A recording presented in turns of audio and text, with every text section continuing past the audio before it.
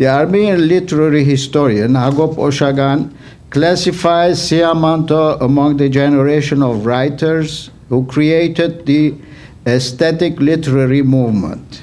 He also considers Siamanto to represent one of the peaks of Western Armenian lyrical poetry, along with Daniel Varujan, Vahan Tekeyan, and Misak Mezarets.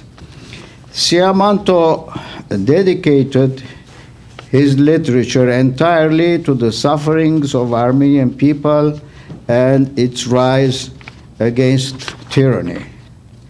While other contemporary poets reflected on their personal feelings, their anxieties, and their loves, Siamanto has left no record of any poetry focusing on love or his personal emotions.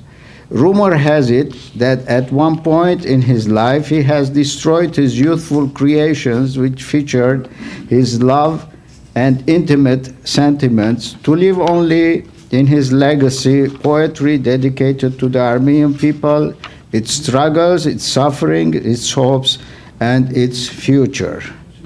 He was well read in European literature, and especially the French literature. He was the one, and perhaps the only poet, who introduced the free verse in Armenian poetry, inspired by the French poet Émile Verhaeren.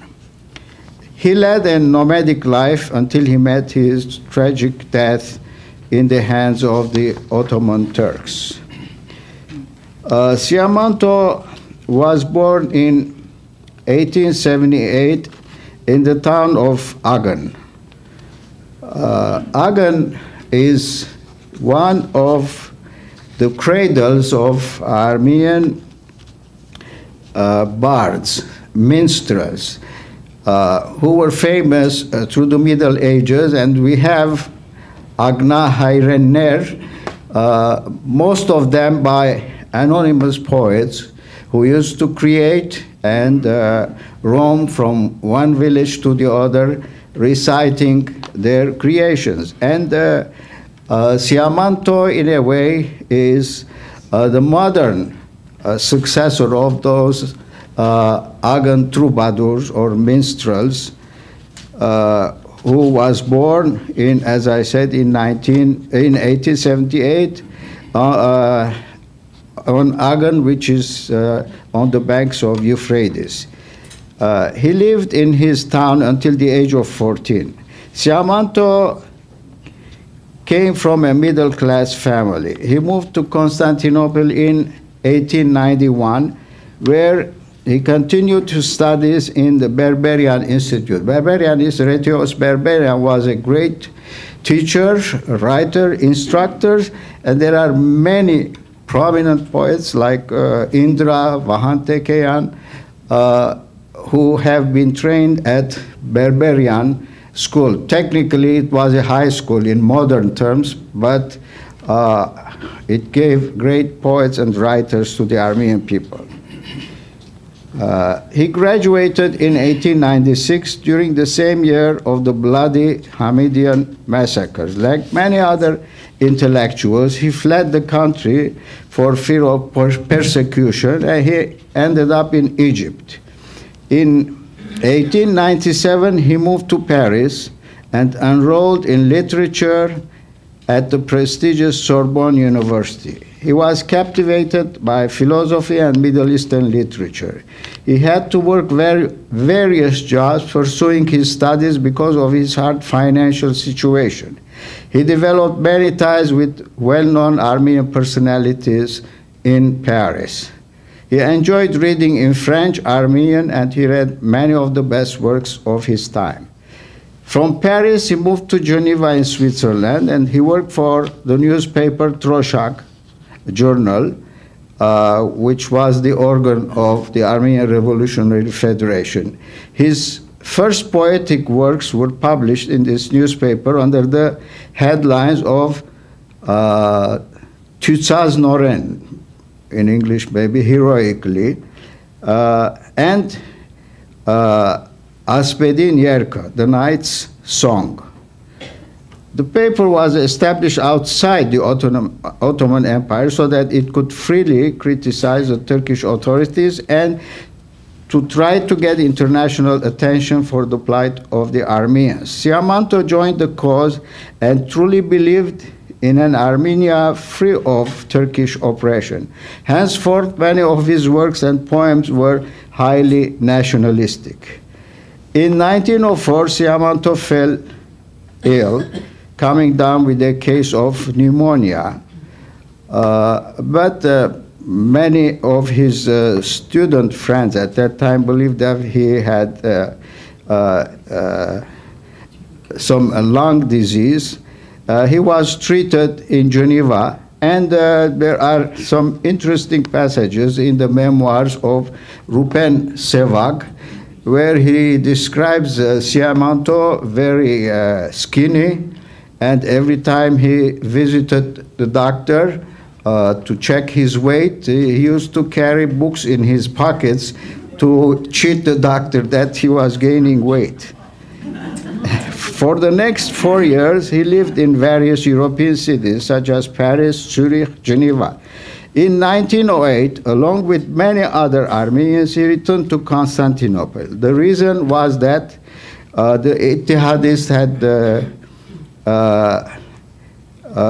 successfully brought a revolution, and many Armenians who had fled Constantinople, including Vahan Tekeyan, who was in Egypt, and he was publishing Shirak Literary Monthly. He returned to Istanbul to continue that monthly in Istanbul.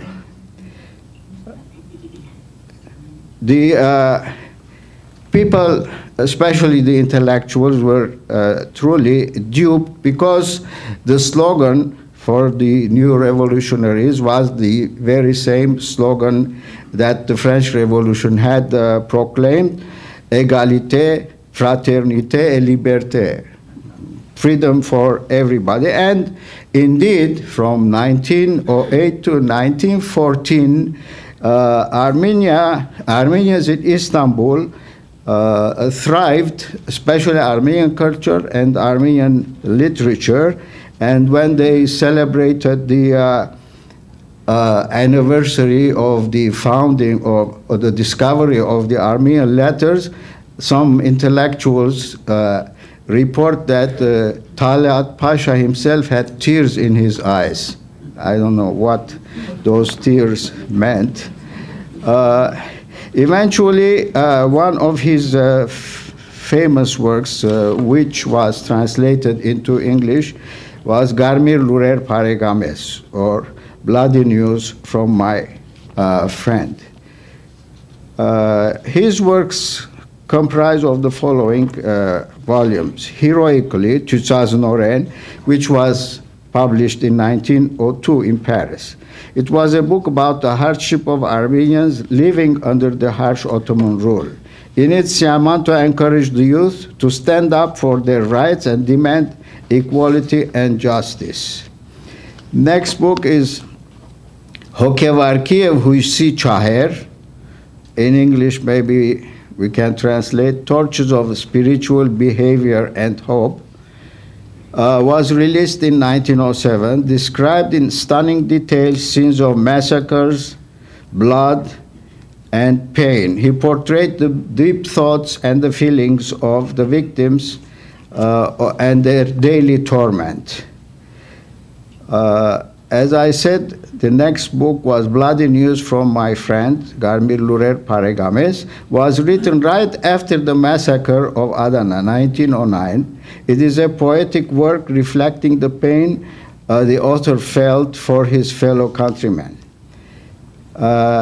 Next, Homeland's Invitation, or Hayreni Heraver, was printed in 1910 and released in the United States. He wrote about his yearning for his country and encouraged Armenians living abroad to return to their native land. One of his last books was Mesrop Mashtots, published in 1913, dedicated to the creator of the Armenian alphabet.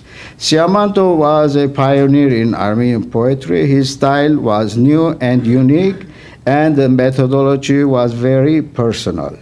His poems and writings go beyond the pain. He wrote about hope, freedom from oppression, and possibility of a better future. His ideas also went to revolutionary themes and revenge for the murdered.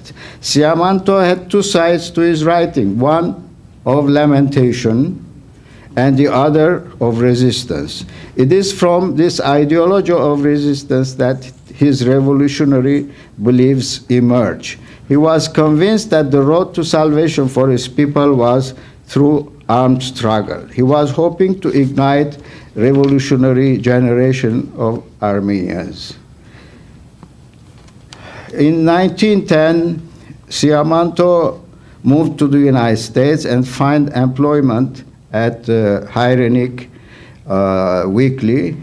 3 years later, he visited the city of Tbilisi. On his way to his destination, he visited many famous Armenian landmarks such as Mount Ararat, Khorvirab, and Echmiadzin. And in 1915, he was murdered during the Armenian genocide. One of the poems which will be read to you in English is called The Dance, which is taken from a book called Bloody News from My Friend. The book laments the 1909 massacres in Adana, Giligia, or Cilicia, which were also covered by other writers like Zabel Yesayan, Surem Bartevian, and Daniel Varujan.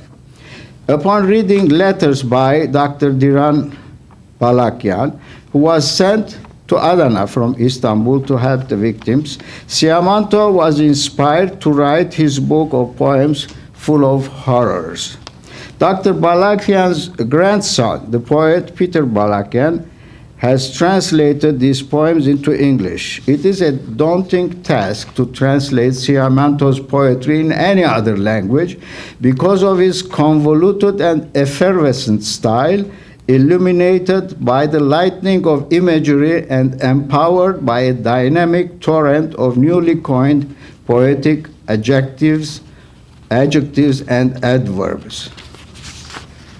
Balakian has made a decent job adding to the book an introduction of historic perspective. It would have been a shame to keep Siamanto's poetry captive to the language barrier. Balakian writes in his introduction, he was, meaning Siamanto, a poet whose identity and art were deeply bound up in his people and their political crisis. In this sense, he is a poet whose cultural situation bears resemblance to those of Yeats, Neruda, or Whitman during the Civil War. He meant what they meant or have come to mean to their cultures. He was a poet whose romance with his language and moral conviction about his people's plight were inseparable. Like Whitman, he believed that a bard is to be commensurate with the people, and Siamanto was a poet of bardic affinities. He was a public poet who declaimed his poems before audiences and crowds, continuing an Armenian bardic tradition that had medieval roots and probably been exemplified and known in the life and poetry of the 18th century poet Sayat Nova. Writing about Mesrop Mashtots, Siamanto makes the following analogy addressing to Mesrop, the creator of the Armenian alphabet. Mesrop, you stand tall against the Armenian centuries as a rock of diamond. Returning the compliment to the martyred poet, we can say, Siamanto, you stand tall against the Armenian centuries as a rock of diamond. Thank you.